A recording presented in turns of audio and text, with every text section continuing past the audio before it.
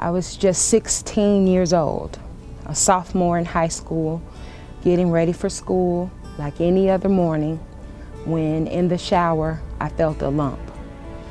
I didn't think anything of it, but during a physical, a short time later, my doctor felt the lump and suggested that I get a biopsy.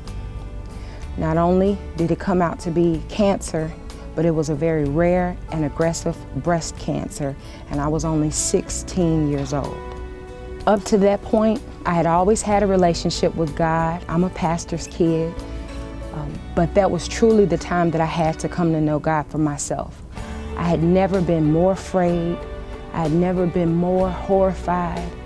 No one in my family had breast cancer. None of my friends experienced breast cancer, but that was the time that I had to know God for myself. I'll never forget what it was like laying on that radiation table, marked up with the little dots, and back then they used Sharpie markers that they didn't want us to wash off so that they would be sure to get that radiation just right. And at night I would feel like a monster and feel like, will I ever get married? Will I ever have children? Who would love somebody like me?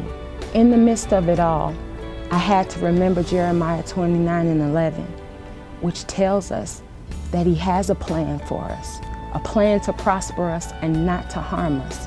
And I knew that no matter what this life would hold, He had the end mapped out even from the beginning. Now it's been 17 years since that diagnosis. I'm now 33 years old.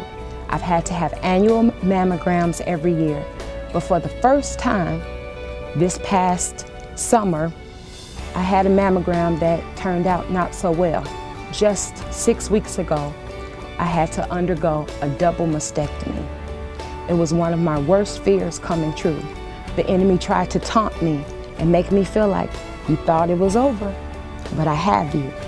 Breast cancer was my battle, but each and every one of us have our own cross.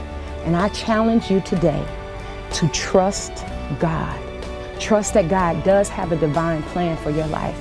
And no matter what you're going through, no matter how hurtful and horrific it feels right now, God is going to use your life and your voice as a testimony of His faithfulness. What you're going through is not about you. It's to bless somebody else. So use your life today as a blessing. My name is Nikia Hammonds-Blakely, and I am a survivor.